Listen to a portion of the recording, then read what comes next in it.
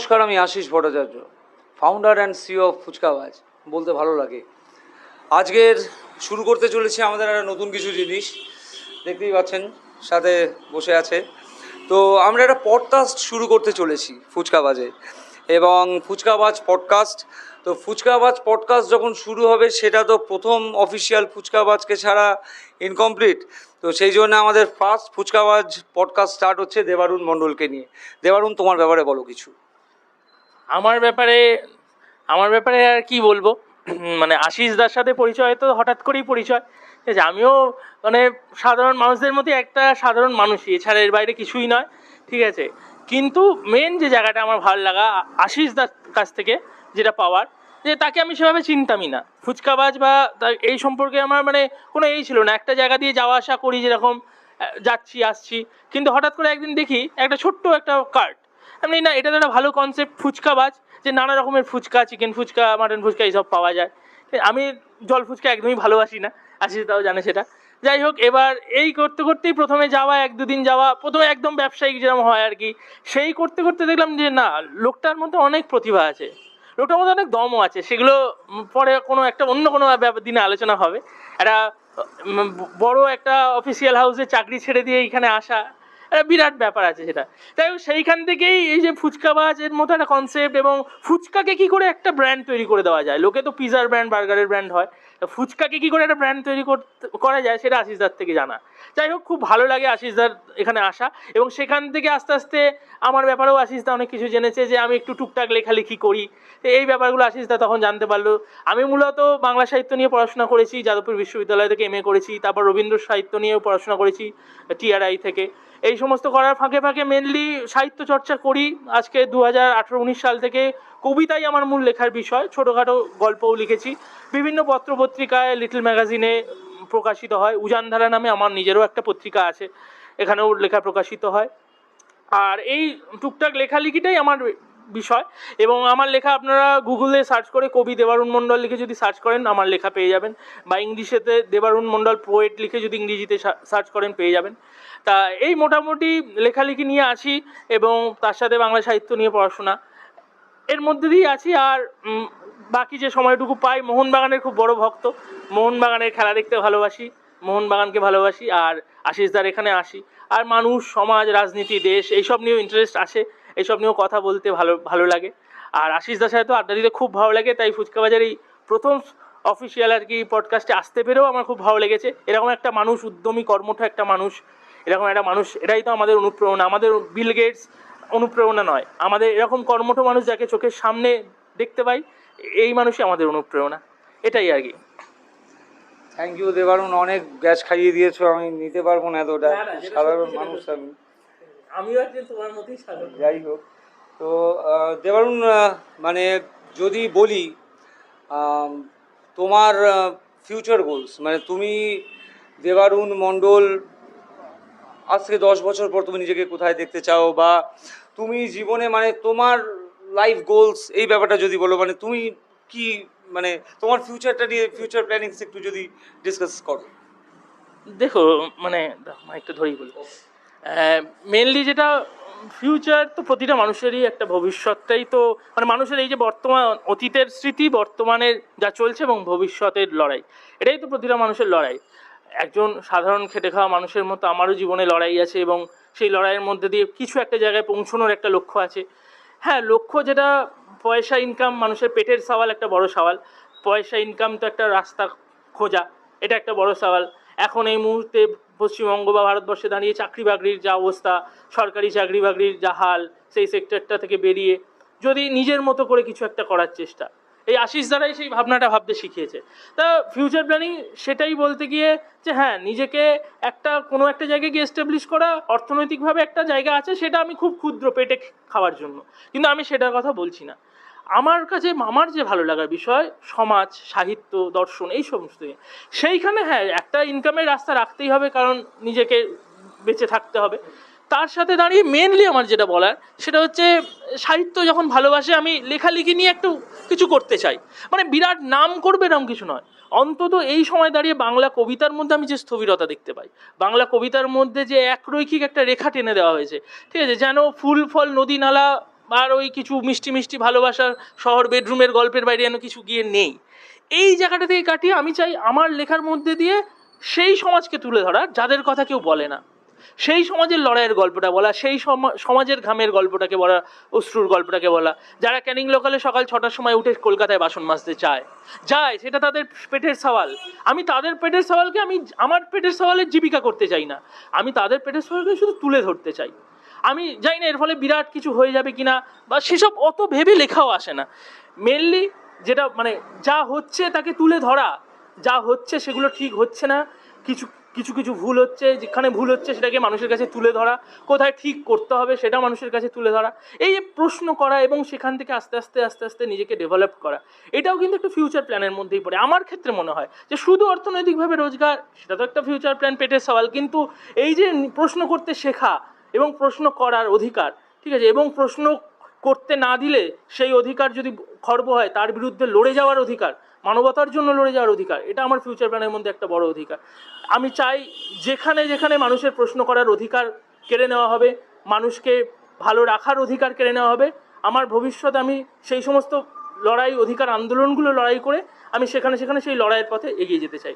এটাও আমার কিন্তু জীবনে একটা ফিউচার প্ল্যান। হ্যাঁ, শুধুমাত্র অর্থনৈতিকভাবে নিজেকে এস্টাবলিশমেন্ট করাটাই আমার জীবনের ফিউচার প্ল্যান নয়। কথাগুলো হয়তো শুনতে মানে খুব আত্মশ্লাঘার মতো লাগে, কিন্তু সে লাগুক, আমি তাতে কিছু মনে করি না। কে কী ভাবলো এই ভেবে তো আমি বসে থাকবো না। আমি কি দিয়ে পারবো? হ্যাঁ, অবশ্যই কিছু লড়াই আন্দোলন তো আছেই, তার সঙ্গে নিজের লেখা। আমি আমার লেখা দিয়ে সেটা করতে পারবো, এটুকুনি আমি বিশ্বাস রাখি যে আমি আমার নিজের কবিতা দিয়ে করতে পারবো। আমি কবিতা দিয়ে তো হ্যাঁ, হয়তো কবিতা সত্যি এখন এই সময় দাঁড়িয়ে মনে হয় কজনের পরে, এটা সত্যি কবিতা সাহিত্য এগুলো হয়তো অনেকটাই অস্তমিত হয়েছে, কিন্তু তারপরেও কিছু মানুষ তো পড়ে। সেই চেষ্টাটা করে যেতে হবে নিরন্তর, যাতে মানুষ আস্তে আস্তে সাহিত্যবোধের দিকে তার আরও অগ্রসর হতে পারে, সেই চেষ্টা করে যেতে হবে, সেই লড়াইটা লড়ে যেতে হবে, এটাই আর কি। এমনি দেবারুণ, যদি মানে এমনি তুমি জানোই যে ভূতের প্রতি আমার একটা দুর্বলতা আছে, এই ভূত নিয়ে আমরা প্রচুর কথা বলেছি, তো সত্যি যদি এমনি বলা হয় তুমি কি এমনি ভূত বিশ্বাস করো? দেখো, বিশ্বাস অবিশ্বাসের তো অনেক রকম ঘেরাটোপ হয়। হ্যাঁ, আমি একটা বিজ্ঞান মনস্ক মানুষ, বিজ্ঞান সচেতন মানুষ, ভূতের গল্প পড়তে ভালো লাগে, ভূতের সিনেমা দেখতে ভালো লাগে, কিন্তু ব্যক্তিগতভাবে কোনো অভিজ্ঞতায় ভূত কখনো আমি দেখিনি এবং বিশ্বাসও করি না। ঠিক আছে, সেইটা আমি বলতে পারি যে বিশ্বাস আমি করি না, কিন্তু তা বলে এরকমও নয় যে ভূতের গল্প দেখলে আমি দূরে সরে যাব। আমার মিরের সানডে সাসপেন্স বলো বা মিরের যা আছে, গপ্প মিরের ঠেক, এই সমস্ত যে ভূতের গল্পগুলো হয়, পডকাস্টগুলো হয়, শুনি, কিন্তু হ্যাঁ হয়তো সেভাবে বিশ্বাস করি না। ঠিক আছে, কিন্তু ভূতের সিনেমা দেখতেও ভালো লাগে, ভূতের গল্প শুনতেও ভালো লাগে, এবং তোমার থেকে যেসব ভৌতিক অভিজ্ঞতা পেয়েছি সেগুলো আমার শুনে ভালো লেগেছে, বেশ গা ছমছম করে ওঠে। মেন কথা হচ্ছে ভয় পাওয়া। ঠিক আছে, মানুষ ভয় ভয় পাচ্ছে, এটাও কিন্তু একটা ভালো লাগার জায়গা এখানে তৈরি হচ্ছে। ভূতের ভয়টা তো এখান থেকেই আসে যে আমরা কিন্তু ভয় পেতে ভীষণ ভালোবাসি। আমরা যেমন ভালোবাসতে ভালোবাসি, আমরা যেমন অনেক সময় ঘৃণা করতেও ভালোবাসি, ঠিক আছে, মানুষে ঘৃণা করতেও ভালোবাসি, কিন্তু আমরা ভয় পেতেও খুব ভালোবাসি। এই ভয়ের তন্ত্র থেকেই ভূতের ব্যাপারটা আমি এভাবেই বলি, তাহলে একটু বলি ব্যাপারটা। ঠিক আছে, এভাবেই বলি ব্যাপারটা যে দেখো, ভূতের গল্প বা ভূতের সাহিত্য বা ভূত নিয়ে সিনেমা, এগুলোও তো খুবই ভালো, বেশ ভয় লাগে, ভালো লাগে, কিন্তু ব্যাপারটা ভূতের জায়গাটা যখন একটা সীমারেখার বাইরে চলে যায় না, যখন কোনো মানুষকে ভূত থেকে, তাকে ভৌতিক, তাকে ডাইনি, তাকে অস্পৃশ্য বলে দাগিয়ে দেওয়া হয়, তখন ব্যাপারটা নিরস ভূত বলে কিন্তু থাকে না। তখন কিন্তু সেই ভূতের ভৌতিকতার সঙ্গে অনেক কিছু অন্য বিষয় এসে মেশে, সেটা মানে মানুষের মধ্যে নানা রকম কুসংস্কারকে ঢুকিয়ে দেওয়ার চেষ্টা। এই সাহিত্যের ক্ষেত্রে আমি বলতে পারি যে ভূত এখন যে ধরনের সাহিত্য লেখা হচ্ছে, আমাদের সমাজে যে ধরনের সাহিত্য লেখা জরুরি, তার বাইরে গিয়ে তন্ত্র মন্ত্র, ভূত প্রেত, মানে কোথাও গিয়ে মানুষকে একটা কুসংস্কারে বেশি করে আবদ্ধ করে দেওয়ার একটা চেষ্টা, যেটা আমরা কোথাও গিয়ে একটা খারাপ লাগে। যে ঠিক আছে, ভূত ভালো লাগে, ভূতের গল্প শুনতে ভালো লাগে, কিন্তু মানে এই বারবার এই চর্বিত চর্বণ কেন? এই তারানাথ তান্ত্রিক লিখে গেছিলেন তারাদাস বন্দ্যোপাধ্যায়, তারপরে এখন সবাই এই তান্ত্রিক জনারের বিভিন্ন গল্প লিখতে শুরু করে দিলেন, বিভিন্ন ওইগুলো এবার কি এগুলো মার্কেটে ভালো খাচ্ছে হয়তো, সেই কারণে যে এখন মানুষ এগুলো শুনতে পছন্দ করছে। কিন্তু ভূতকে অবশ্যই, ভূতে ভয় পাওয়া ভালো, ভূত ওই বিশ্বাস অবিশ্বাসের দোলায় এসে ভূতে মাঝে মাঝে বিশ্বাস রাখো, মাঝে মাঝে ভূতের গল্প শুনে সিনেমা দেখে ভয় পাও, সেটা ভালো। ভালো, কিন্তু কখনো ভূতকে নিজের কুসংস্কারের মধ্যে ঢুকিয়ে নিও না। কোনো মানুষের থাকাটাকে মানে ডাইনি বলে দাগিয়ে দেওয়া বা তাকে ভূত বলে তাকে সমাজ থেকে অস্পৃশ্য করা, এরকম জায়গায় চলে গেলে সেটা কিন্তু বিজ্ঞানের বিরোধিতার জায়গায় চলে যায়। এবং সেইগুলোও কিন্তু তার পিছনে অনেক উদ্দেশ্য থাকে, তার রাষ্ট্রীয় উদ্দেশ্য থাকে, সামাজিক উদ্দেশ্য থাকে। আমি সেইগুলো হলে তখন তো তার বিরোধিতা করব, কিন্তু আশিসদার কাছে নির্ভেজাল ভূতের গল্প শুনতে আমার বেশ ভালোই লাগে। সেটা সত্যি মিথ্যে ওই নিয়ে ভাবতেও যাই না, ভয় পেতে ভালোবাসি, ভয় পেতে ভালো লাগে, তাই জন্য অবশ্যই ভালো লাগে এইগুলো। ভূতের অনেক অভিজ্ঞতা শুনেছি। আশিসদা একদিন আমাকে, এখানে একটা মাঠ আছে সেখানে আমাকে ভয় পাওয়ানোর চেষ্টা করেছিল, ওই দেখো কি একটা দেখা যাচ্ছে বলে। যাই হোক, হ্যাঁ, এবার আশিসদা ভূতে বিশ্বাস করে বলে ভূত ছিল। আমি হ্যাঁ ভয় পেয়ে গেছিলাম, কিন্তু এটা বলবো না, ক্যামেরার সামনে বলবো না যে ভয় পাইনি, আমি কিন্তু বেশ ভয় পেয়ে গেছিলাম। কিন্তু মানে বুকটা তখন কিন্তু ওই বিজ্ঞান মনস্কতা দিয়ে হয়তো বুঝতে পারিনি ব্যাপারটা যে কি হলো না হলো, তখন কিন্তু বেশ একটা ভয়ে চলে এসেছিল মনে, এই কি হলো, আমি বললাম আশিসদা চলো চলো জায়গাটা ছেড়ে চলে যাই। ভয় পেতে ভালো লাগে ভাই, ভয় পেতে খারাপ লাগে না, বললাম না মানুষ ভালোবাসতে যেমন ভালো লাগে, ভয় পেতেও বেশ ভালো লাগে। দেবারুণ, তোমার একটা কথা আমি একটু ধরেছি, আমি ওইটা নিয়ে একটু নতুন করে আসি। তো তুমি ভূতকে অসম্মান করো না, যেটা খুবই ভালো লাগলো। মানে অনেকে, এবং তুমি ভয় পেতে ভালো লাগে, এবং স্বীকারও করলে যে ভূতকে ভয় পাও। মানে অনেকেই মানে ভয় পেতে ভালো লাগে, ভয় পেতে ভালোবাসো তুমি, সেটা বুঝতেই পেরেছি, এবং তুমি ভূতে ভয়ও পাও, কিন্তু বললে তুমি ভূত বিশ্বাস করো না। তো আমি এই কনটেক্সটে আমি আর একটা কথা বলবো, তুমি কি ভগবান বিশ্বাস করো? ভগবান বললে কি একটা শক্তি, যদি কোনো শক্তি হয় তাহলে হয়তো একটা শক্তিতে অবশ্যই বিশ্বাস করি, যা আমাকে প্রতিদিন ঘুম থেকে উঠে নতুন করে কিছু করার উদ্যম যোগায়। হ্যাঁ, এবার ব্যক্তিগতভাবে পৌত্তলিকতাবাদ বা ওই মন্দির মসজিদ গির্জা কোনো একটা ভগবানের দেবস্থানে গিয়ে পুজো, আচ্ছা, আমি আমি নাস্তিক, আমি এটা ক্যামেরার সামনে বলতে পারি, আমি এগুলো বিশ্বাস করি না, ঠিক আছে। কিন্তু ব্যক্তিগত কোনো একটা শক্তির জায়গা থেকে হয়তো বিশ্বাস করি, ব্যক্তিগত একটা শক্তির কথা বিশ্বাস করি। এবার ভূত বললেই আত্মার কথা আসে, তুমি কি আত্মায় বিশ্বাস করো? এখন আত্মা বলতে কি বলো তো, আত্মা পরমাত্মা, আত্মা, এগুলো অনেক জটিল বিষয়, এগুলো না এই এক হট করে বিশ্বাস করি কি করি না, হ্যাঁ কি না, এইভাবে তো হ্যাঁ এত উত্তর তো এইভাবে একটা পডকাস্টে দেওয়া সম্ভব নয়। আমাদের ভৌতিক পডকাস্টও নয়। হ্যাঁ, ব্যাপারটা শুধুমাত্র ভৌতিক বিষয় না, অনেক বিষয় নিয়ে কথা হবে। এবার মেন ব্যাপারটা হচ্ছে কি বলতো, সবটাই মানে বিশ্বাসে মিলাই বস্তু তর্কে বহুদূর। তুমি যদি তার্কিক প্রেক্ষাপটে আসো তাহলে কিন্তু মানে একটা মানুষ মারা যাওয়ার পর থেকেই তার রাইগার মর্টিস হলো, কিছুক্ষণ পর থেকেই তার শরীরের ভিতরে সমস্ত জীবাণু আস্তে আস্তে তার শরীরকে গ্রাস করতে থাকবে। ইটসেলফ বিজ্ঞানও সেভাবে কিন্তু এখনো অবধি, বিজ্ঞান কিন্তু এইটা একটা ভালো লাগলো বা ভালো কথা আমি বলে দিই, বিজ্ঞান কিন্তু প্রমাণে বিশ্বাস করে। আজকে যে আমি বিশ্বাস করি না, কাল যদি আমি ভূতের কোনো অস্তিত্বের সত্যি বৈজ্ঞানিক প্রমাণ পাই, আমি প্রথম ব্যক্তি হব যে বলবো না ভূত আছে, আমি এটা বিশ্বাস করি। কালকেও যদি বৈজ্ঞানিক কোনো তত্ত্বের মাধ্যমে সত্যি যদি ভগবানের অস্তিত্বের কোনো প্রমাণ আমি পাই, আমি নিশ্চয়ই মেনে নেবো, হ্যাঁ সেই কোথাও একটা নীলকণ্ঠ রয়েছে, কোথাও একটা বৈকুণ্ঠ ধাম রয়েছে যেখানে ভগবান আছেন, ঠিক আছে। কিন্তু বিজ্ঞান এটাই, বিজ্ঞানের বস্তুবাদ, বিজ্ঞানের এটাই প্রভাব যে সবসময় সে প্রমাণের উপর নির্ভর করে তাকে পাল্টায়।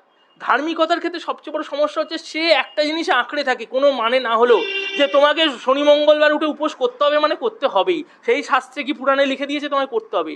কিন্তু বিজ্ঞান কিন্তু সে কথা বলে না। বিজ্ঞান আজ যেটা প্রমাণ করতে পারেনি, কাল যদি বারমুডা ট্রায়াঙ্গেলের রহস্য ভেদ হয়ে যায় তাহলে আমি মেনে নিতে বাধ্য, হ্যাঁ ওখানে কিছু একটা মানে এমন কিছু দৈবিক হচ্ছে সেই জন্য হয়তো জাহাজগুলো কি প্লেনগুলো হারিয়ে গেছিলো। সেরকমই যদি আজকে বিজ্ঞান এই ভূত আত্মা ভগবান এইসবের অস্তিত্বকে যেদিন বিজ্ঞান যদি স্বীকার করতে পারে, তার কোনো রকম বৈজ্ঞানিক ব্যাখ্যা দিয়ে, গুরু ফুরুদের দ্বারা নকল বৈজ্ঞানিক ব্যাখ্যা নয় যে বেদে লেখা ছিল আবার বিজ্ঞানেও লেখা আছে এসব বলে নয়, সত্যিকারের বৈজ্ঞানিক তত্ত্বের মাধ্যমে যদি প্রমাণ হয় যে না মানুষের মৃত্যুর পর রাইগার মর্টিস হওয়ার পর তারপর তার শরীরটা ডিকম্পোজ হয় না, তার ভিতর থেকে একটা আত্মা বেরিয়ে আসে, বেরিয়ে আকাশে উড়ে যায়, এরকম বৈজ্ঞানিক প্রমাণ পাওয়া গেছে, তাহলে অবশ্যই আমি সেদিন বিশ্বাস করব।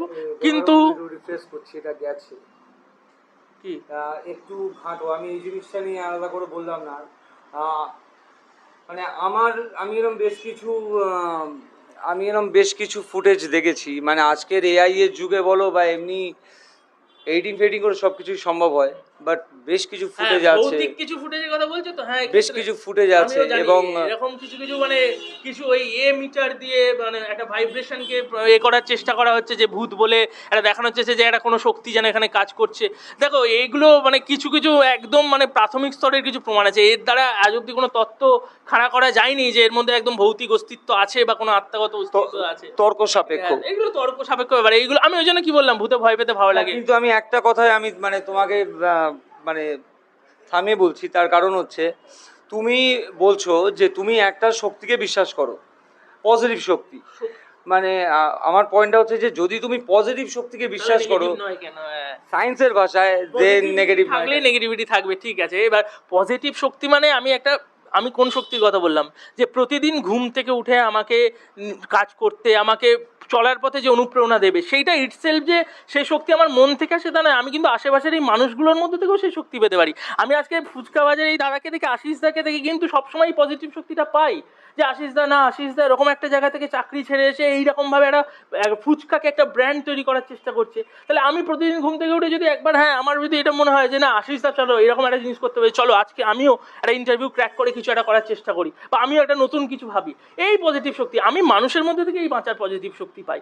আমি এরকম বলবো না যে কোনো দৈবিক বা আত্মিক কোনো শক্তি থেকে এটা পাই, মানুষের মধ্যে থেকে এটা পাই। যখন দেখি সকালবেলায় উঠে ঠিক 9টার সময় প্রতিদিন ওই আমাদের যে কাজের মাসি কাজ করেন, উনি যে প্রতিদিন, দুর্গা মাসি ওনার নাম, উনি যে প্রতিদিন চলে আসে, আমি এটাই ভাল লাগে যে যে একটা এরকম প্রতিদিন লোকের এঁটো বাসন মাজতে ওনার হয়তো ভালো লাগে না, কিন্তু এই যে পেটের সওয়াল, খাওয়ার মানে পেটের চিন্তা করে তাকে প্রতিদিন এই কাজটা করতে হচ্ছে, তারপরেও সে কি পজিটিভ এনার্জি নিয়ে আমার সাথে আবার দুটো ইয়ার্কি মারছে, মার সাথে একটু ঝগড়া করছে, তারপরে সে কিন্তু মানে কোনো দিন তার মুখে কিন্তু রাগ নেই, সে কিন্তু হাসতে হাসতে প্রতিদিন ওই একই ঘর ঝাঁট দেওয়া, একই মোছা। তাহলে আমি ঘুম থেকে উঠেই যদি ওই মানুষটার মুখ দেখি না, আমার কাছে অন্য কোনো কিছু লাগে না, আমি একটা পজিটিভ এনার্জি ওনার থেকেই পাই, যে না উনি যদি একই ঘেঁষাপিটা একটা কাজ, একই মানুষের মানে যেটা সত্যি একটা অমানবিক একটা কাজ, অমানবতাবাদী একটা কাজ, যে প্রতিদিন মানুষের এঁটো বাসনটাকে মাজা, প্রতিদিন তার ঘরটাকে ঝাঁটতে, আমাদের নিজেদের এগুলো করা উচিত, আমরা পারি না, এগুলো ব্যর্থতা।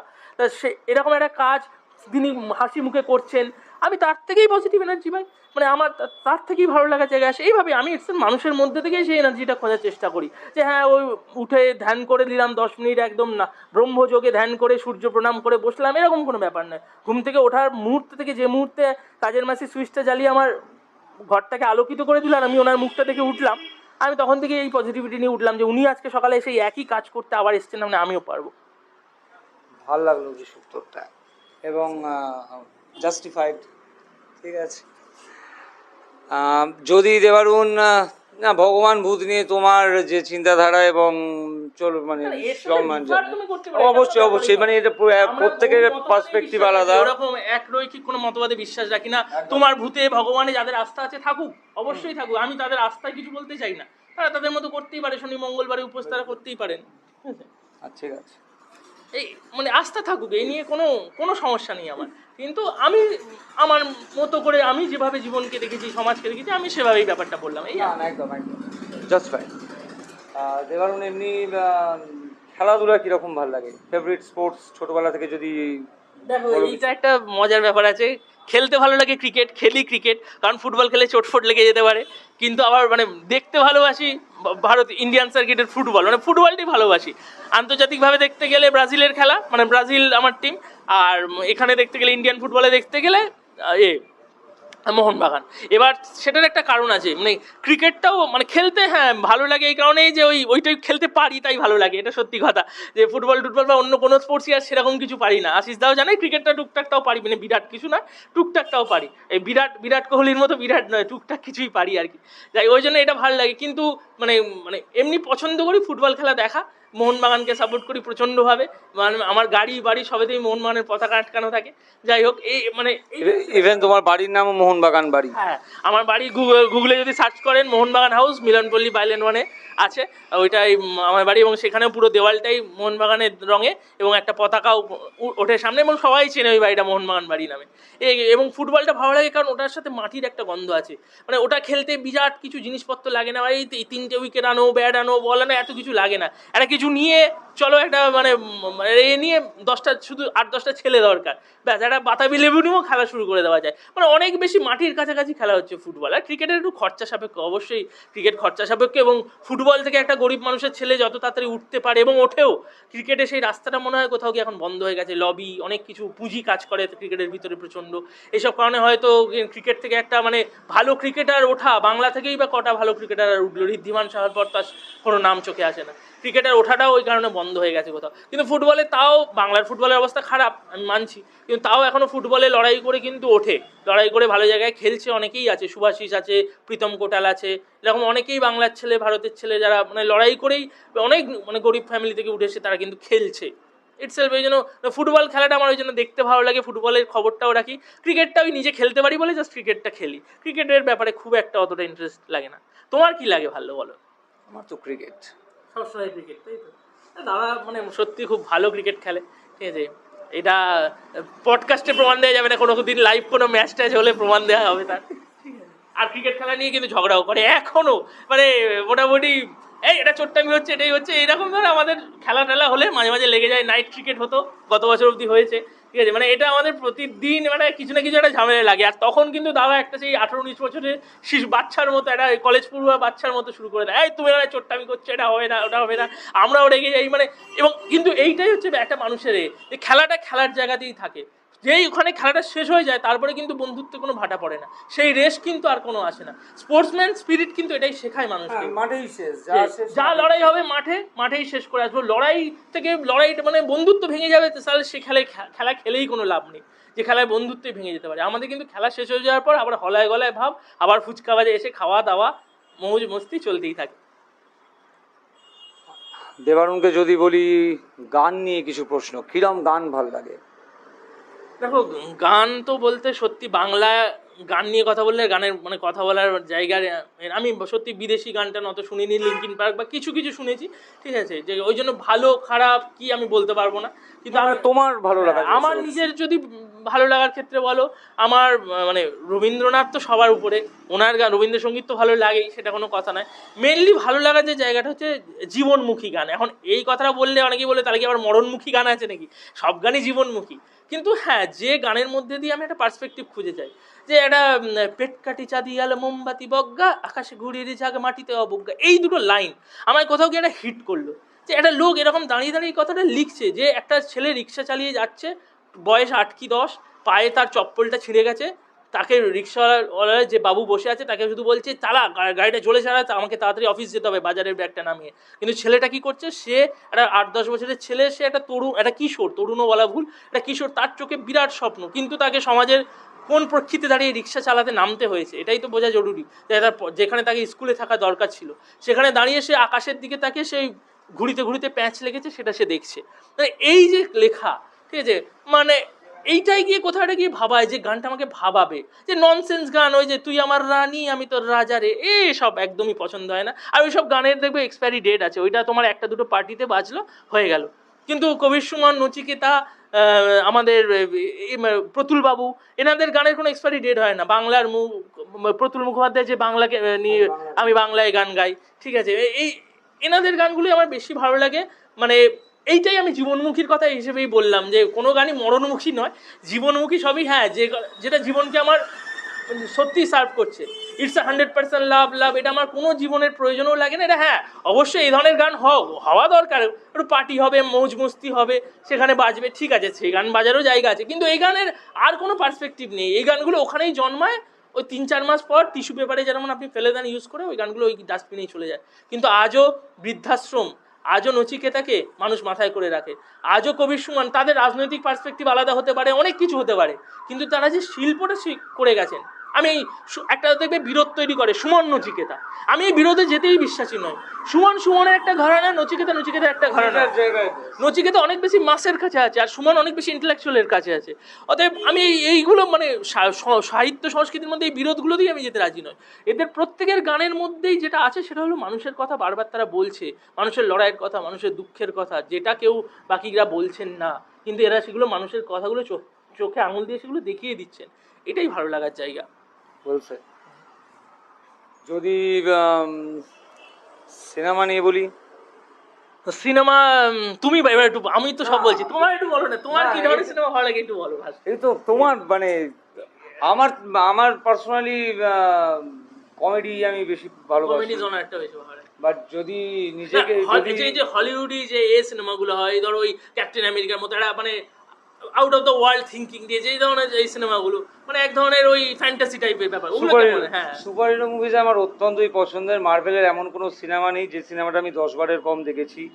মানে কলকাতায় কত লোকের মার্ভেল নিয়ে কত জ্ঞান আছে না আছে জানি না, বাট এতটুকু বলতে পারি মানে ভুলে খাওয়া।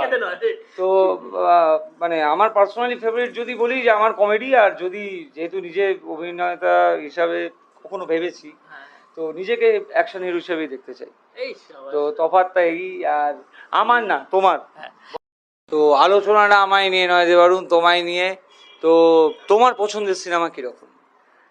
আমার পছন্দের সিনেমা বলতে বাংলা এই যে যেরকম বললাম বাংলা কবিতা বলো, বাংলা সংস্কৃতিটাই এতটা রিচ যে বাংলা কবিতা গান বাংলা সিনেমা হচ্ছে আখর। এখান থেকে মানে পাওয়া যাবে না এরকম কিছু নেই। এখন তুমি যদি আমাদের একটু পুরোনো যুগে ফিরে যাও, সেখানে যেমন আমাদের সত্যজিৎ আছেন, মৃণাল সেন আছেন, ঋত্বিক ঘটক আছেন, এবং উত্তম কুমার একটা বড় সময় বড় জায়গা জুড়ে আছে। আবার এই সময় দাঁড়িয়ে অনেকে যে বলে না এখন কিছুই হচ্ছে না ভালো, এটা আমি বিশ্বাস করি না যে এই সময় দাঁড়িয়ে কি কিছুই ভালো কাজ হচ্ছে না, এটা বিশ্বাস করি না। এখনকার পরিচালকরাও হয়তো এখনকার সেই লেভেলে যে পরিচালকরা একদম মূল ধারার যারা, তারা হয়তো সেভাবে পারছেন না, কিন্তু অনেক নতুন নতুন পরিচালক, এই যে কিছুদিন আগে দোঁয়াশ বলে একটা সিনেমা দেখলাম, তার সিনেমাটা হচ্ছে সুন্দরবনের মৌলিদের নিয়ে গল্প, যারা মধু আনতে ওই সময়টায় একদম সুন্দরবনের বাঘের পেটে যায়, সেখানে তারা কিভাবে এক বাঘের ভয় থেকে যাচ্ছে, মানে ভয়ে তাদের সারাক্ষণ গ্রাস করছে তাদের জীবনকে, তাদের সত্তাকে প্রতি মুহূর্তে, এবং তারা যখন মানে একটা সম্পর্কে আবদ্ধ হচ্ছে সেখানেও একটা অনিশ্চয়তা থাকছে যে আজকে আমার বরটা যখন যাচ্ছে তখন সে গিয়ে বাঘের পেট থেকে ফিরে আসতে পারবে, এবং তারপরে সেখানে দাঁড়িয়ে যে ফোরে রাজ গড়ে উঠেছে তারা কিভাবে তার সুযোগ নেয়, ঠিক আছে, এবং সেখানে একটা মেয়েকে কিভাবে মানে ব্যবহার করে, যে তাকে দোঁয়াশ গল্পটাই এরকম ছিল যে সেই মেয়েটার ওই বরটা রকম গেছে, বর ঠিক নয় তখনও বিয়ে হয়নি, এবার সে ওই বাঘের পেটে গেছে কিনা বোঝা যাচ্ছে না, কারণ তাকে কেউ খুঁজে পায়নি, অন্য মৌলিরা তাকে ওই দ্বীপে ফেলে রেখেই চলে এসছে। এইবার যেটা হয়েছে মেন ব্যাপারটা হচ্ছে পরবর্তী দেখাচ্ছে যখন যে ফোরে বাবু মানে দালাল বাবুর হাত মাধ্যমে ওরা মধু আনতে যেত, তাকে গিয়ে বলেছে, সে খোলাখুলি বলছে হ্যাঁ আমি তোর বরকে এনে দিতেই পারি, তার আগে তোকে আমার লাগবে, ঠিক আছে। এবার এই যে মানে মানুষের অপরাগতার সুযোগ নিয়ে যে মানুষকে ব্যবহার করে, মানুষের না পাওয়া মানে পাওয়ার সুযোগ নিয়ে যে তাকে ব্যবহার করা, এই এবং সেটাকে তুলে ধরা যে কীভাবে সুন্দরবনের মানুষ, সুন্দরবনকে নিয়ে অনেক সিনেমাই হয়েছে, লোকে গেছে দুদিন হয়তো শ্যুট করেছে, সুন্দরবনের মধু খেয়েছে, দু একটা অবাস্তব জিনিসপত্র দেখিয়ে বাঘ দেখিয়ে চলে এসেছে, কিন্তু সত্যিকারের মানুষের সমস্যা নিয়ে, সুন্দরবনের মৌলিদের সমস্যা নিয়েই কিন্তু এই গল্পটা গড়ে উঠেছিল দোঁয়াশ। এরকমই যে আমি এই যে বারবার বলবো, হয়তো জিনিসটা রিপিটেডেড শুনতে লাগে যে কি এত মানুষ মানুষ মানুষ আছে, এটাই তো সব, মানুষই তো সব, মানুষের বাইরে তো গিয়ে কিছু নয়। আমার সিনেমা, আমার সাহিত্য, আমার দর্শনে মানুষের প্রভাব থাকবে না কেন? কেন রিফ্লেকশন থাকবে না? কেন ওই একটা ডোলা একটা এমন একটা সিনেমা বানাবো ওই কিছুমাত্র শহুরে মধ্যবিত্ত ফ্ল্যাটের কথা, কে দুটো করে বিয়ে করলো, আবার একটা বিয়ে ছাড়লো, সম্পর্কের হেভি টানাপোড়েন, তারপর মেয়েটা একাকিত্বে পড়ে গেল, সুইসাইড করে নিল, কি ওই রিহ্যাবে চলে গেল, তারপর দার্জিলিংয়ে 2-3টে ভালো শ্যুট চাই, আর একটু ব্যাংককে একটা দুটো যদি একটু থাই ডান্স হয় তাহলে তো আরও ভালো। তো এই ধরনের সিনেমায় বিশ্বাসই করি না, মানে এই ধরনের সিনেমা কথাটা ভুল, এগুলো সিনেমা সেটাই বিশ্বাস করি না প্রথম কথা, যে সিনেমা লার্জার দ্যান লাইফ, কিন্তু সিনেমা লাইফ মানে লাইফ তার থেকে লার্জার হয়ে যেতে পারে না কখনো, যে লাইফই বাদ হয়ে গেল সিনেমা থেকে।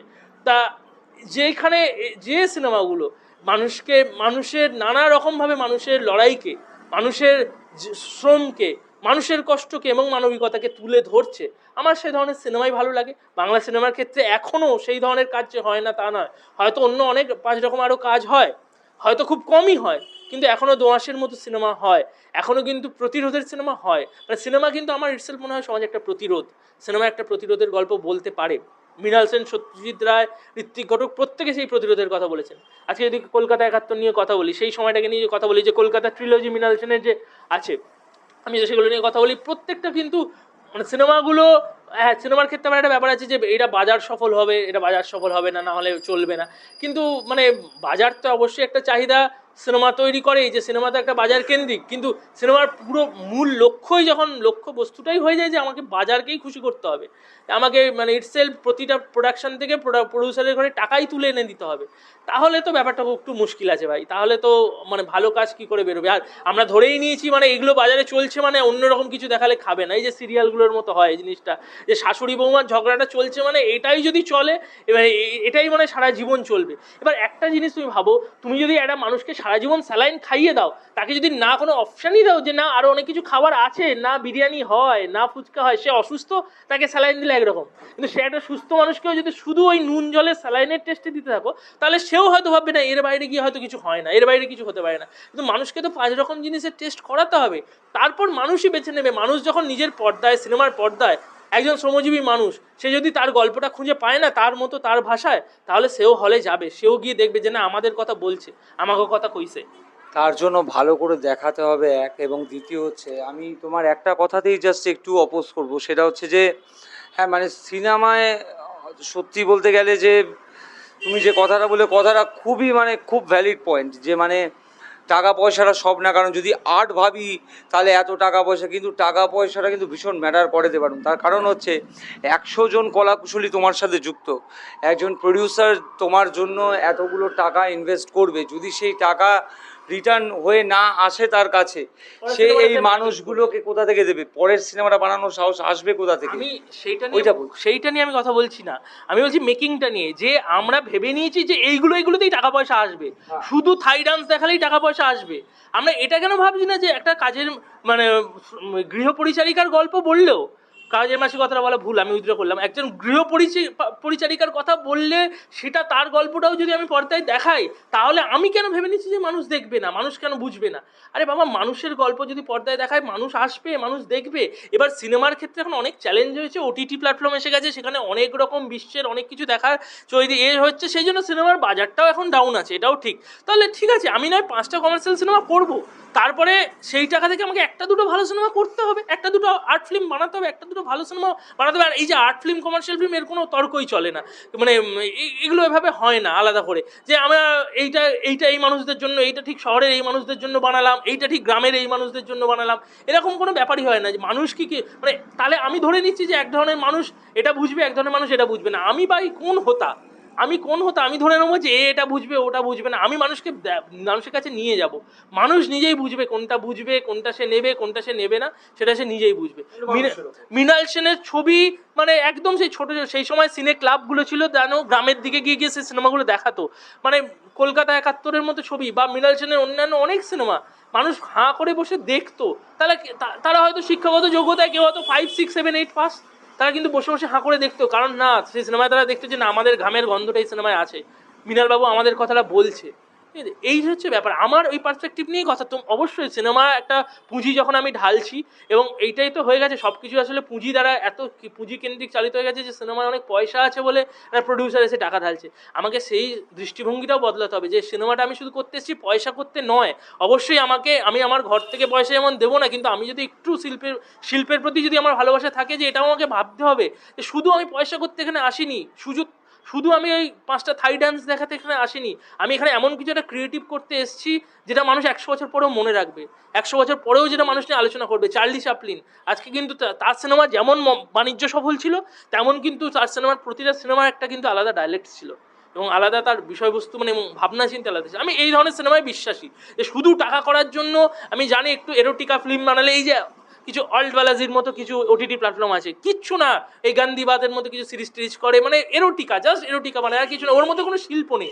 সিনেমার কিন্তু পার্সপেক্টিভে শিল্প থাকতে হবে, তবে তুমি টাকা কামাও, গল্প থাকতো। হ্যাঁ, তার ভিতরে শিল্প কি? আমি একটা মেয়ের নগ্ন শরীর দেখাতেই পারি, তাতে কোনো অসুবিধা নেই। অলবালাজি ওগুলো মানে কোনো শিল্পের কাজ না, সফট পর্ন, তো আমরা ওই প্রসঙ্গটা বাদ না, আমি শুধু এটাই বলছি যে আমার নগ্ন দৃশ্য দেখাতেও কোনো আপত্তি নেই, ঠিক আছে। ওই যে ছত্রাকে পাউলি দামি করেছিলেন, কিন্তু তার শৈল্পিক ভ্যালু থাকা চাই, যে আমি শুধুমাত্র একটু দর্শককে আকর্ষণ করার জন্য, একটু মানে 2 পয়সা কামানোর জন্য করছি না। এইটা সত্যি এই সিনেমায় একটা মেয়ে রেপ্ট হচ্ছে, সেটাকে বোঝানোর জন্য, তার যন্ত্রণাটাকে বোঝানোর জন্য, তার সেই নগ্নতাকে দেখানো জরুরি বলে আমি দেখাচ্ছি, কি পার্সপেক্টিভে আমি দেখাচ্ছি, কি স্ক্রিপ্ট মানে স্ক্রিপ্টের কি ডিমান্ড সেটার উপর বেস করে, তাও ঠিক আছে, আদারওয়াইজ ঠিক আছে।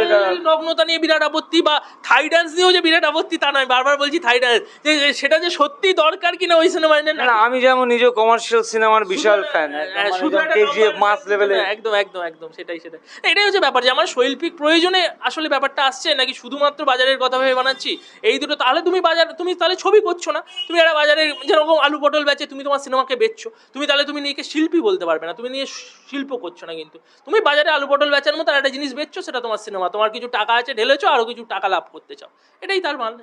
কিন্তু যদি মানে জিনিসটা হচ্ছে সেইটায়, যদি ধরো মানে তুমি যেমন কমার্শিয়াল, মাঝখানে একটা কথা বললে যে কমার্শিয়াল সিনেমাকে তুমি সিনেমা বলে মানো না, তো আমি এই কথাটাকে ভীষণভাবে অপোজ করে বলবো, কারণ আমাদের প্রত্যেকের ডিফারেন্ট পার্সপেক্টিভ।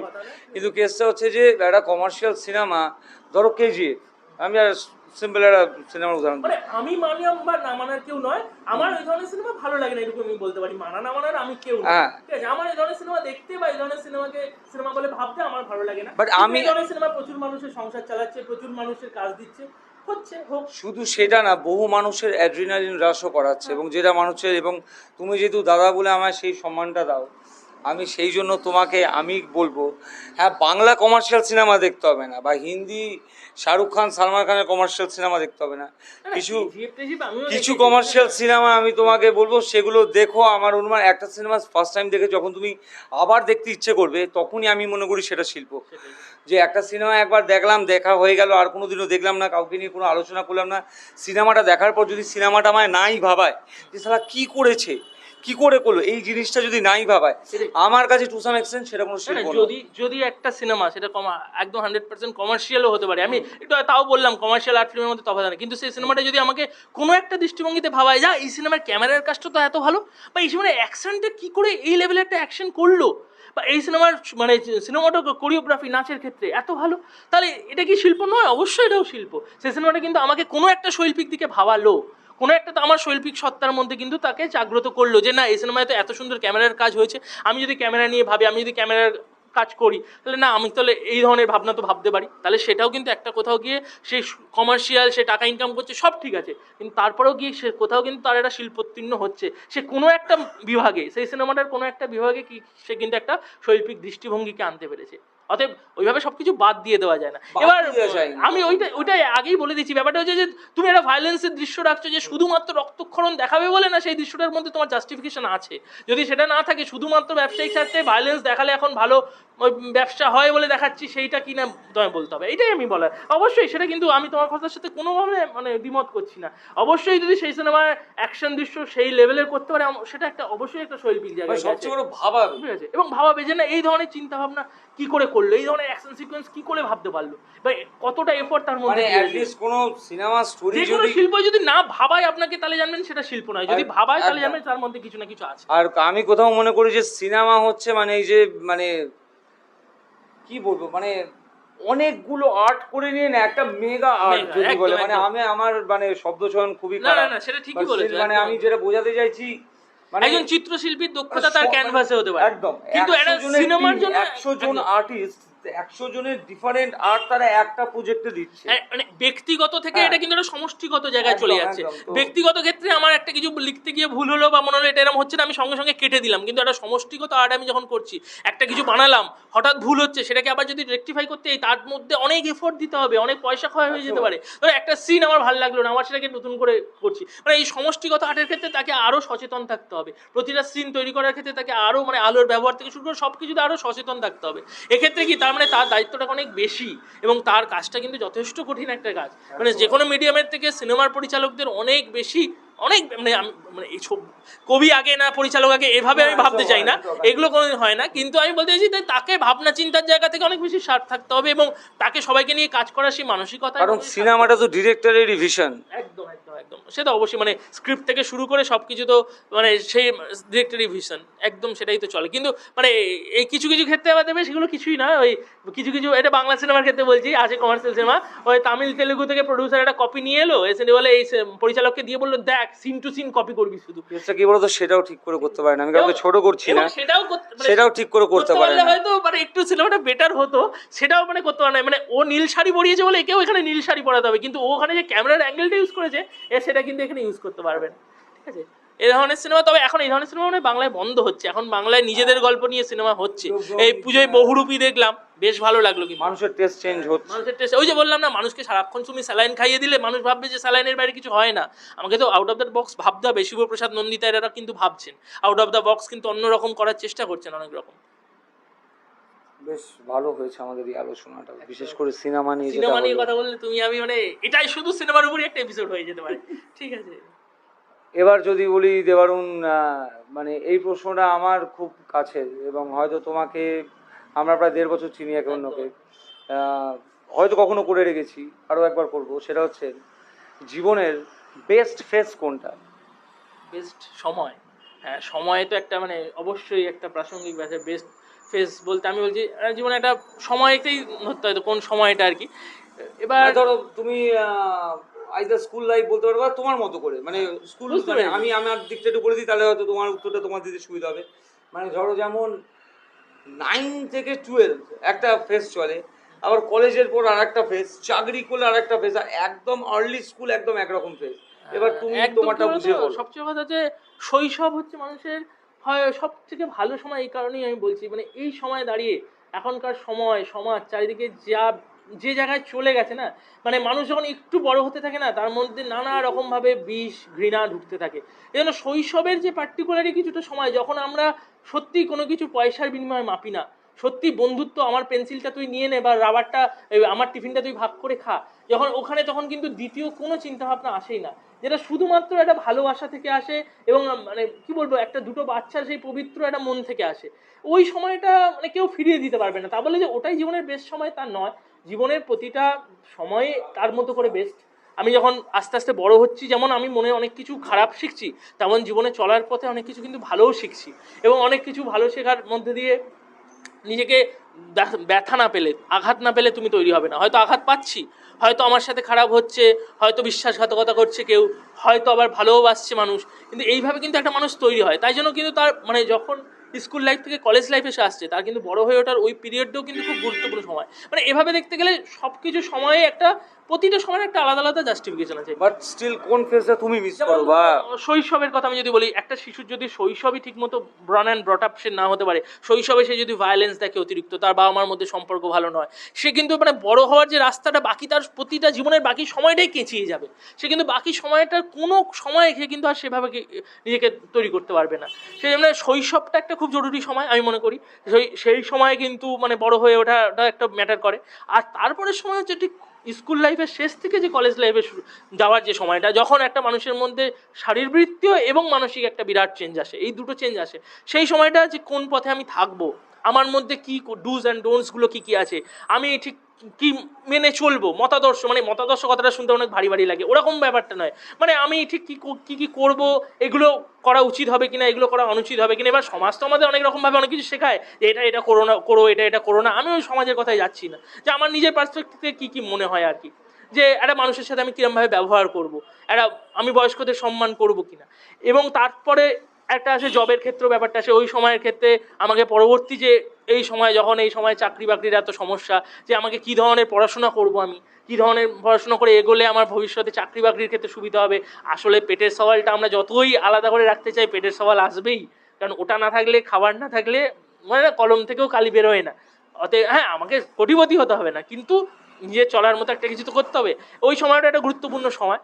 আর কখনো মানে একটু বয়স হয়ে গেলে যদি আমরা হোপ হারিয়ে ফেলি, তাহলে কিন্তু সেই সময়টা খুব খারাপ সময়ের দিকে চলে যায়। যে ধরো 35-36 বছর বয়স হয়ে গেছে, বলে না আর কিছু হবে না, কখন যে কার কি হবে না কেউ বলতে পারে না। এইটা মানে জীবনের এই আশাটা কখনো কেউ হারাবেন না। আমি এটা বারবার বলি যে কোনো দিন, আজকে একটা 60 বছরের লোক যে লজেন্স বিক্রি করছে, তারও 61 বছর বয়সে হয়তো, মানে এটা সিনেমার মতো শুনতে লাগবে যে তাকে, হ্যাঁ এরকম প্রচুর কেস আছে, হ্যাঁ, যে তাকে হয়তো এমন কিছু সে একটা সুযোগ পেয়েছে জীবনে, সে 70 বছর বয়সে গিয়ে এত প্রভূত একটা জায়গায় যেতে পেরেছে সমাজের, অর্থনৈতিক দিক থেকেও হতে পারে বা রেসপেক্টের দিক থেকেও, সেটা মানে আকাশ ছোঁয়ার বাইরে। অতএব কোনো সময়টাই যে আমার সময় শেষ হয়ে গেছে বলে ভাবার সময় নয়। সময়কে ব্যবহার করতে শিখুন, সময়কে ব্যবহার করে এগিয়ে যেতে হবে, কিন্তু হতাশ হয়ে পড়লে এই জন্যই চলবে না। আমাকে মনে হতে পারে, মানে হতে পারে হ্যাঁ, শৈশব বা যৌবনের ওই সময়টা হয়তো জীবনে একটা একটা অন্যতম ভালো মুহূর্ত বা একটা ভালো ফেজ, কিন্তু তারপরে ফেজগুলোও যে মানে শুধুমাত্র ওই গতানুগতিক জীবন চালিয়ে গেলাম তা কিন্তু নয়। বাকি ফেজগুলোকেও কিন্তু যে কোনো সময় আমার সাথে ভালো কিছু হতে পারে, এই বিশ্বাসটা রাখতে হবে এবং তার জন্য লড়াই করে যেতে হবে। ভাই, সমাজ খুব কঠিন একটা জায়গায় এনে আমাদের সাধারণ মধ্যবিত্ত মানুষকে দাঁড় করিয়েছে, নিম্নবিত্ত মানুষকে দাঁড় করিয়েছে। অতএব প্রতিনিয়ত প্রতি মুহূর্তে সেই লড়াইটা আমাদের লড়ে যেতে হবে। যে কোনো সময়ে যে কোনো ফেজে আমাদের কিন্তু জীবন পাল্টে যেতে পারে, অতএব সেই আশাটা ছাড়লে হবে না। এই যে আমি একটু আশিস দাকেও বলবো যে আশিস দা কিন্তু মানে জীবনের অনেক সময়টা পেরিয়ে এসে এখন এমন সময় এসে দাঁড়িয়ে এমন এমন চিন্তাভাবনা করে ফুচকাবাজকে নিয়ে, যে এমন জায়গায় পৌঁছে দিতে হবে ফুচকাবাজকে, বা নিজের জীবন সম্পর্কে এমন ভাবনা রাখে যেটা অনেকে ভাবতে পারে যে ওভার থিঙ্কিং করছে, কিন্তু আমি মনে করি সেই বিশ্বাস যদি সে রাখে 100%, সে 110% সফল হবে। অতএব বিশ্বাসটা হারানো যাবে না, এটা বড় কথা। তাহলে জীবনের যে কোনো ফেজই আপনার ফেজ হতে পারে। তবে পারেন যদি তোমার বেস্ট ফেজ পার্টিকুলারলি বলি, তোমার বেস্ট ফেস আমার বেস্ট কোনটা? ফেসটা এখনই চলছে, মানে এই সময় দাঁড়িয়ে এটা আমি যেহেতু একজন লেখক হিসেবে আমি বলবো যে এই সময় দাঁড়িয়ে আমার এবছরই পূজা বার্ষিকী, আমাদের একটা উজানধারা বলে পত্রিকা আছে, নিজেরাই চালাই। সেই পত্রিকায় লেখা বেরিয়ে মানে সেই পত্রিকা অনেক মানে পত্রিকাটা আমরা ভালো করে সম্পাদনা করতে পেরেছি, অনেক ভালো ভালো মানুষের লেখা পেয়েছি। এবং আমার নিজেরও এই সময় আমার যে কবিতাগুলো, আমার যে লেখালেখিগুলো আমি করছি, আমার মনে হচ্ছে এই সময় দাঁড়িয়ে বেশ মানে আমার পছন্দের মতো লেখা হচ্ছে। যে লিখেছি এটাকে অনেক হয়তো বলেছে এই কালকের মধ্যে একটা কবিতা দিয়ে 10 লাইনে একটা কবিতা লিখে পাঠিয়ে দিয়েছি, কিন্তু সেটা তো আমার কবিতা হচ্ছে না, সেটা একটা মানে কি বলবো ফরমাইশি কবিতা হচ্ছে। কিন্তু আমি এই সময় দাঁড়িয়ে এখন যেগুলো ভাবছি বা লিখছি, এটা আমার মনে হয় এই সময়টা আমার ক্ষেত্রে জীবনের ক্ষেত্রে বলে একটা ভালো সময় চলছে। হ্যাঁ হয়তো মানে অর্থনীতির দিক থেকে বলতে গেলে এখনো হয়তো আমি চাকরি বাকরি এখনো কিছু করি না, এটা আমি অস্বীকার করবো না বলতে, আমি এখনো বাবার পয়সায় খাই যাকে বলতে গেলে। কিন্তু আমার লেখালেখির দিক থেকে আমি বলবো যে এই সময়টায় কিন্তু আমার নিজের লেখার ক্ষেত্রে আমার বেশ একটা ভালো সময় চলছে। এবং লেখকদের তো জানো একটা রাইটার্স ব্লক আছে, কখনো কখনো কিছুই লেখা মাথায় আসে না বা যা লিখছি কোনোটাই ভালো লাগছে না, এরকমও হয়। কিন্তু এই সময় আমার মানে যা লিখছি বেশ ভালো লেগে যাচ্ছে, নিজের লেখাই নিজের পড়ে বেশ ভালো লেগে যাচ্ছে। এবং মানুষেরও মোরাললেস যেটুকু মানুষের কাছে পৌঁছয় আমার লেখা তাদেরও ভালো লাগছে। ওই জন্য বলবো লেখালেখির ক্ষেত্রে এই সময়টা আমার একটু ভালো সময় চলছে, এটাই আর কি। হ্যাঁ একটা ভালো সময় মোটামুটি এই সময় লেখালেখির ক্ষেত্রে আমার অন্তত চলছে জীবনে, এরকমই বলতে পারি। চলুক, এরকম বেস্ট ফেস চলতেই থাকুক, আরো আসুক। আর তোমার best friend yet to come আসছে, ওই যে বললাম আশা ছাড়তে ছাড়া যাবে না কখনো, যতক্ষণ শ্বাস ততক্ষণ আস, এটা একদম। আর যদি বাট স্টিল মানে একটু যদি এমনি তুমি জিজ্ঞাসা করলে বলে বলছি, ক্লাস 9 থেকে 12টা একটু অন্যরকম হ্যাঁ ছিল। হ্যাঁ হ্যাঁ, একটুখানি মানে ওই ডানাটা উঠেছিল একদম, এবং একদম। প্রতিটা ওরা ছেলের জীবনে ওটা ওরা ছেলে বড্ড মেয়ে বোধ আমি special। বলছি বয়স সন্ধির ওই সময়টা অনেক রকম ভাবে গুরুত্বপূর্ণ সময়। এবং ওই সময়ই মানুষ কিন্তু বেশি মানে যারা বখে কেউ যায় না, সবাই ঠিক পথে আনা যায় সবাইকে। কিন্তু মানে ওই সময়টায় অনেক কিছু মানে ডানা গজায়, তো এই সময় অনেক কিছু সে করে ফেলতে পারে তার অজান্তে বা না জানা থেকে, না অল্প বোঝা থেকে। সেই সময়টা ওই জন্য কি হয়, বাবা মার খুব দায়িত্ব থাকে ওই সময়টা একটা ছেলে মেয়েকে গাইড করা। এই সময় মানে বাড়ির আশপাশের পরিবেশ কিন্তু অন্যরকম হতেই পারে, কিন্তু একজন বাবা মা যদি ঠিকঠাক গাইড করতে পারে তাহলে কিন্তু ওই সময়টুকু যদি ছেলে মেয়েকে একটু হাত ধরে পার করে দেওয়া যায় না, ভবিষ্যতে ওই বাবা মাকেও আর চিন্তা করতে হবে না, তার ছেলে মেয়েও তাকে যত্নে রাখবে। ঠিক আছে, ওই সময়টা একটু ভাইটাল সময় জীবনের, অবশ্যই এই বয়ঃসন্ধির সময়টা খুবই ভাইটাল সময়, এটা ঠিক। ফিরে এলাম একটা ছোট বিরতি নিয়ে। দেবারুণ, আমাদের একটা আড্ডা তো আমাদের চলছে এবং চলবে। বাঙালির আড্ডা ছাড়া কি আছে? আমাদের পডকাস্টের একটা মানে ভেবে রেখেছিলাম আমি আমার একটা প্রশ্ন। ধরো জীবনে এমন একটা সুযোগ এলো তোমার কাছে, তোমার এখনো অবধি যেই স্মৃতিশক্তি, এই পুরো মেমোরি তোমার কাছে থাকবে, আচ্ছা। এবং এই সুযোগটা এলো লাইফ কোথাও থেকে আবার রিস্টার্ট করতে পারবে, কোনো একটা certain point of time, certain age, class, whatever, যেটা তোমার ইচ্ছে, কোথা থেকে শুরু করবে আবার, কিন্তু মেমোরিটা থাকবে তোমার কাছে। লাইফ কোথা থেকে শুরু করব? প্রথম কথা, লাইফ যেমন চলছে এমন কিছু মানে ডিসব্যালেন্স হয়ে যায়নি যে নতুন করে রিস্টার্ট করার মতো অবস্থা আছে। কিন্তু তাও হ্যাঁ, ছোটোবেলার কথা যদি আমি বলি তাহলে আমার মানে স্কুল লাইফ থেকে শুরু করার ইচ্ছা আছে। স্কুল লাইফে তখন একটু অন্যরকম ছিলাম, মানে কিছু কিছু ওই মানে যেরকম বদমাইশি মারামারি হয় না, একটু একটু করে কিছু লোকের সাথে আমার খুব খারাপ হয়ে গেছিলো। তা আমি ওই ভুলটা আর করতে চাই না, এখন মানে বন্ধুত্বটা সবার সাথে রাখতে চাই, এবং সেই করে তাদের সাথে বন্ধুত্বগুলো নষ্ট হয়ে গেছিলো। তো 11-12-এ কিছু লোকজনের সাথে একটুখানি ওই বিভিন্ন ঝগড়াঝাটির কারণে ব্যাপারটা হয়েছিল আর কি। যাই হোক, ওইটা যদি মানে আমার রিগ্রেট নেই তার জন্য কিছু কারণে, ঠিক আছে, কিন্তু যদি মানে ওই ভুলটা শুধরে নেওয়ার চেষ্টা করবো স্কুল লাইফে, যদি ওইখান থেকে শুরু করা যায় জীবনে, আমি তাহলে অন্তত ওদের সাথে কি আর ফালতু ওই ঝামেলাঝাটি, যেটা এখন মনে হয় যে ওগুলো কী করেছিলাম বেকার, কোনো মানে হয় না ওইগুলো নিয়ে অত ঝামেলা, একেবারে সাসপেন্ড অব্দি হয়ে যাওয়া সবার, ঠিক আছে, এইসবগুলো না করলে সেই এখন সময় দাঁড়িয়ে মানে এগুলো কোনো কারণই ছিল না এইগুলো করার। তবে হ্যাঁ, ওই সময় ওটাই মজা ছিল, ওটাই আনন্দ ছিল, কিন্তু অন্যকে দুঃখ দিয়ে হার্ট করে এখন এসে বুঝেছি যে কোনোদিন মজা আনন্দটা হয় না। তাতে হয়তো নিজের একটু সাময়িক মজা হতে পারে, কিন্তু আসলে মনের মধ্যে থেকে ঘৃণাটা বেরিয়ে আসে, ওই ঘৃণাটাকে আমাদের মানে স্তব্ধ করতে হবে, ভাঙতে হবে। ওই জন্য আমি এখন ওইটুকুনি যদি বলে, এমনি জীবন নিয়ে কোনো রিগ্রেট নেই, আমি চাই না এখন যেরকম চলছে এখান থেকেই চলবে। কিন্তু ওইটা আমি বলতে চাই 11 যদি হতো, হ্যাঁ যদি হতো 11-12 লাইফের ওই মানে এটা গিয়ে ওই বন্ধুত্বটা রাখতাম, এবং তখন বলতাম না ভাই এই ঝগড়াঝাটিটা বন্ধ করে দে। ওটা আমার এবং আমার কিছু বন্ধুদের নিজেদের কিছু ভুল বোঝাবুঝির কারণে আমারও দোষ ছিল, আমি অস্বীকার করবো না, তাদেরও দোষ ছিল। এই সন্দেহ কিছুটা জানে, ঠিক আছে, যাই হোক এই সমস্ত কারণে একটু ঝামেলাঝাটি, একটা দুটো গ্রুপ আলাদা হয়ে গিয়ে মারামারি ঝামেলাঝাটি যেটা হয়।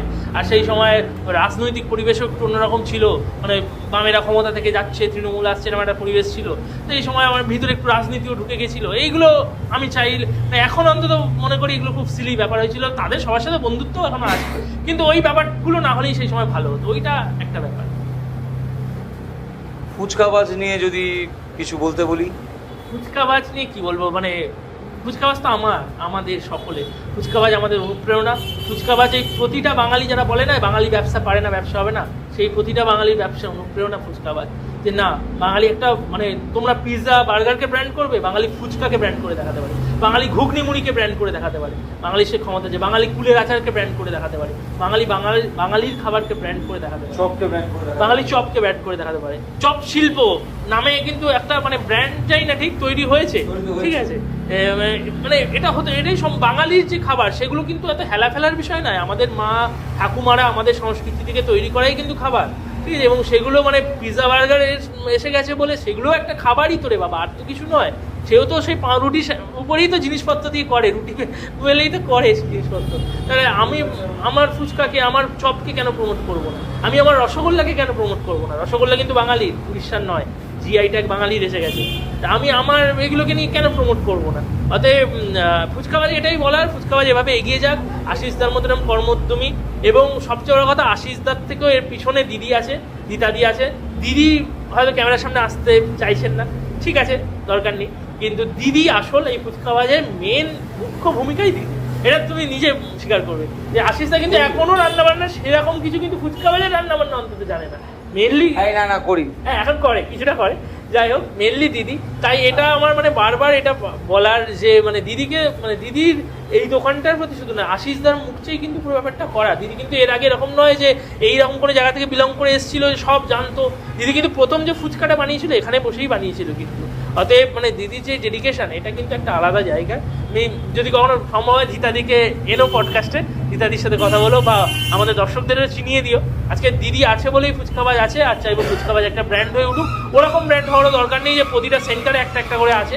আমারও বিশাল পয়সার দরকার নেই, কখনোই দরকার নেই। ইউনিকনেস তাহলে চলে যাবে, তাহলে ওই বাকি ওই ডমিনোস পিজা হাটের মতোই একটা ওইরকম ব্র্যান্ড, ওরকম আমার দরকার নেই। ফুচকাবাজ এমন একটা ইউনিক ব্র্যান্ড হবে যেটাকে খেতে লোককে 50 কিলোমিটার ঘুরে আসতে হবে।